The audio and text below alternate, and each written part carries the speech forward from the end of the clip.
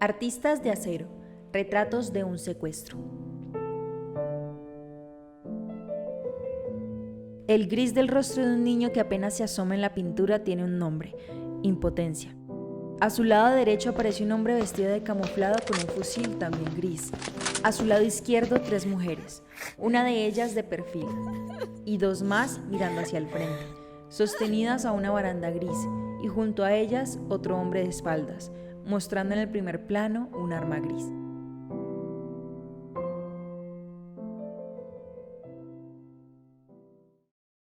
La escena que retrata esa pintura es real.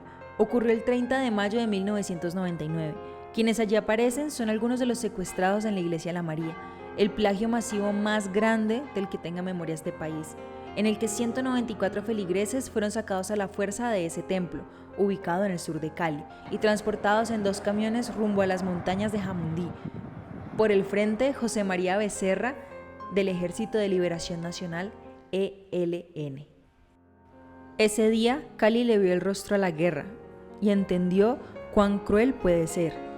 El país entero se estremeció y el mundo, atónito, registraba lo que había pasado en una iglesia de una ciudad de Colombia.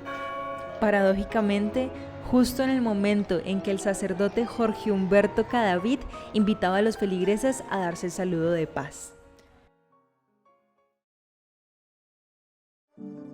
El niño de rostro gris que aparece en la pintura es el protagonista de esta historia. Su nombre es Juan Daniel Otoya, quien en ese entonces tenía 11 años y había ido ese domingo a misa de 10 a.m. junto a sus padres, Isabela Bernaza y Alfredo Otoya, y su hermano Tomás. La imagen que retrata su impotencia y la de quienes iban junto a él, custodiados por 2 guerrilleros en el volco de un camión, fue inspirada en una fotografía plasmada en las primeras páginas de los periódicos de Colombia el 31 de mayo de 1999, bajo el titular Demencia terrorista. Y la misma es una de las 4 pinturas de su tesis de grado de Artes Visuales de la Universidad Javeriana, titulada Memoria, Violencia y Pintura, la experiencia en el secuestro de la iglesia La María. ¿Para qué sirve recordar un hecho que produjo tanto dolor? Juan Daniel lo resume en una frase: para reconstruir parte de nuestra historia, para tener memoria, para que sepamos lo que ocurrió y para que no vuelva a ocurrir nunca más. Además de las pinturas que recrean momentos cruciales del secuestro, su obra incluye un archivo de prensa expuesto en una vitrina transparente, donde guarda los recortes de los periódicos El País, El Tiempo y Occidente, alusivos al plagio. Y en una vitrina más aparecen los objetos que hicieron parte del cautiverio: el manual del secuestrado, que escribió Isabela, su mamá, la cartera del secuestrado, una pequeña bolsa tipo costal, las medias de lana que su mamá tejió en las montañas, el collar en madera que su papá, quien más permaneció secuestrado, le hizo a su mamá, y las piedras talladas con figuras de animales, de ángeles y con los nombres de algunos miembros de la familia. La técnica utilizada para las pinturas es el acrílico en lienzo, y el método es figurativo, a partir de fotografías publicadas en prensa. Sobre quienes influencian su trabajo, Juan Daniel cita a Juan Manuel Echavarría, que de hecho ya hizo una obra hablando de este secuestro, sobre el grupo al que perteneció mi mamá. Beatriz González, a quien tengo como referente por la manera en que hace su obra. Tomando imágenes del periódico, Doris Salcedo y Angélica Castro, una artista muy joven de Cali, quien habla de violencia y usa el archivo como medio de conseguir sus imágenes. Al ver la obra me di cuenta de un método que puedo usar, que es el gran formato: pasar de una imagen pequeña a una pintura. Viaje a la memoria. Recordar no fue fácil. Cuando empezó a revisar los archivos de prensa, Juan Daniel se dio cuenta de que los traumas que guardaba de pequeño aún estaban ahí. Que había mucho del gesto atónito y rostro gris en su memoria, que pese a que hayan pasado 20 años, el tema aún duele. Que antes de pintar tenía un sentimiento de impotencia y que después de hacerlo descubrió que por medio de la pintura podía sacar lo que tenía adentro, reflexionar y ver el problema del secuestro desde otro punto de vista, de cómo se expresa la violencia. El cuadro del camión lo lleva al primer momento del secuestro. Ese día dicen que nos rescató el ejército, pero realmente ellos, el ELN, deciden dejar a un grupo de 70 personas, entre ancianos y niños. Yo era muy inquieto. Ese día llevaba una pistolita de agua a la iglesia. Estaba molestando a la gente echándole agua y en el camión me dio un sentimiento de culpa y pensé que todo eso estaba pasando por ser un niño cansón. Otro momento que vuelve a su memoria ocurre cuando los hombres, que parecían soldados, entran a la capilla de Guadua. Entonces era la iglesia. Y dicen a la gente que salga, que hay una bomba y que deben subir a los camiones para salvarlos. Pero algunos intentan subir a sus carros y los guerrilleros empiezan a hacer tiros al aire y entonces dicen que se trata de un secuestro. En ese momento matan a un escolta. A mí como niño esa es una escena que me golpeó muchísimo. Lo vi en el piso muerto. Ahí se me acabó la niñez. Entendí que a uno lo pueden matar de un momento a otro y todo termina. Luego, relata Juan Daniel, vienen los gritos de una señora que repite, Dios está aquí. Incluso su vida en el camión. Allí estaba él, como en la foto, como en la pintura, perdido en medio de todo. Allí recuerda ver gente que se come los cheques, que parte las tarjetas de crédito y a un señor que se pellizcaba con la ilusión de que todo fuera un mal sueño. Al llegar a un caserío, tras 40 minutos de camino, se despide de su papá y de su hermano Tomás, a quien se llevaron a pesar de insistir que tenía 13 años, pues el guerrillero que lo tomó del brazo le respondió, ¿y qué? Yo tengo 14 años.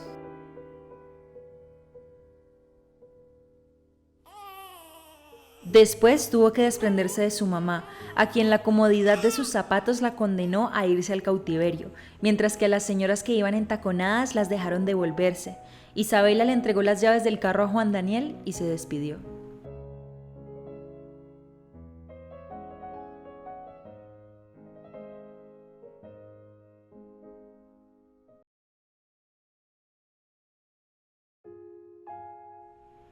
El abrazo, la prueba y el reencuentro. En la primera pintura que hizo, Juan Daniel aparece junto a sus tíos Julián y Lucía Otoya, en el batallón Pichincha. El niño se funde en un abrazo con su tío y la prensa registra ese momento en una fotografía. En el batallón se encuentra con Adriana Santa Cruz, entonces periodista del noticiero 90 Minutos, quien lo reconoce, su mamá era la gerente, y le pregunta qué ha pasado, por qué está ahí. El niño le cuenta y ella lo ayuda a buscar a sus tíos. Cuando me vio mi tío Julián me dio un abrazo grande. Es un momento que está en mí. Reproducir esa foto en una pintura es enaltecer ese encuentro con la familia y lo importante que fue. Es el cuadro que más tiempo me tardó a hacer. Todavía lo veo y siento impotencia. Me embarga un sentimiento de injusticia y de rabia. ¿Cómo es posible que alguien vea aceptable un acto tan barbárico como el secuestro? La alegría duró poco. Los meses siguientes tendría que aguardar por el resto de su familia, junto a su hermana María Antonia, que se salvó del secuestro porque ese día no fue a la iglesia. Esperar fue durísimo. En el colegio se ponía a llorar y eso le daba mucha pena. Pensaba en sus padres cuando llovía, si se mojaban, dónde estarían, y empezó a espantar su tristeza a través del dibujo. Los hacía sentado en la zona de distensión. Una central de operación que hicieron los familiares de la María para informar lo que iba pasando, los regresos, lo que decía el gobierno, las marchas y el no más. No más.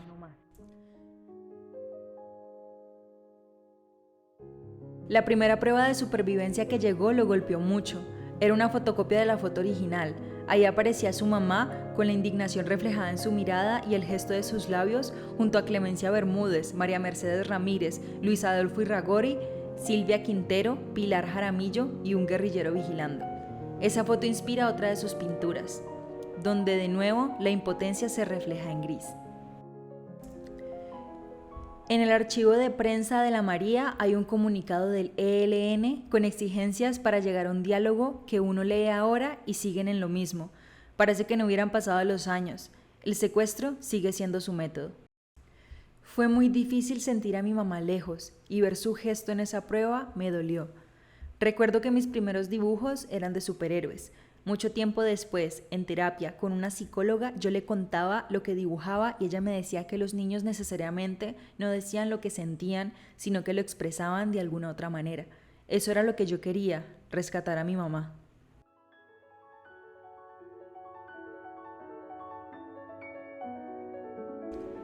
Isabela regresó a casa en noviembre de 1999 y Alfredo, su papá, en diciembre. El reencuentro de toda la familia fue captado por Oswaldo Páez, hoy director de fotografía de El País. Allí, el niño de rostro gris en el camión, que se autorregistra tímidamente en las primeras pinturas, aparece pequeñito, de espaldas, en la foto convertida en pintura. A su lado, Isabela sonríe y un sollozo se lee en su rostro. Alfredo, con la delgadez traída del monte, sonríe con más intensidad. Tomás atraviesa el brazo en el pecho de su padre y su mirada baja dibuja la emoción y el llanto. Y María Antonia, la más fuerte, completa la escena, abrazando a Tomás. Ahí está el abrazo de toda la familia. Arranqué pintando un abrazo, el del tío en el Pichincha, y quise finalizar así. Es el alivio, se acabó el sufrimiento. Siento que con este proyecto encontré una metodología de trabajo. Pude hacer pintura, montaje, muchas cosas partiendo del archivo. No solo es algo personal. Hay mucho por reconstruir en la memoria del conflicto. Con el tiempo y con la ilusión de que su trabajo se hará parte del Centro Nacional de Memoria Histórica y de que sea exhibido en la Casa de Memoria de Cali, Juan Daniel completó su obra sobre la María. Ahora se llama Pintar para no olvidar e hizo parte de la conmemoración de los 20 años del secuestro en la Iglesia La María el 30 de mayo de 1999. Hoy, nuevos cuadros hacen parte de ese relato visual. Uno corresponde a las marchas que entonces se dieron en el país, siendo la más significativa la del 7 de junio de 1999, bajo el lema del No Más, un repudio al secuestro masivo de civiles. Hay otro cuadro que revive el momento en el que se dio la liberación humanitaria de 33 secuestrados, el 16 de junio de ese mismo año, titulado Inhumanidad. Y uno más en homenaje a Monseñor Isaías Duarte Cancino, el obispo de La Paz, quien fue el gran pastor de las familias de los secuestrados y fue asesinado el 16 de marzo del 2002 al conducir una celebración de varios matrimonios en la iglesia El Buen Pastor del barrio Ricardo Balcázar. Juan Daniel quiere continuar por esta senda, convertirse en el pintor del conflicto, seguir sus trazos para aportar a la memoria, crear conciencia, porque la pintura te lleva a un estado contemplativo, de reflexión.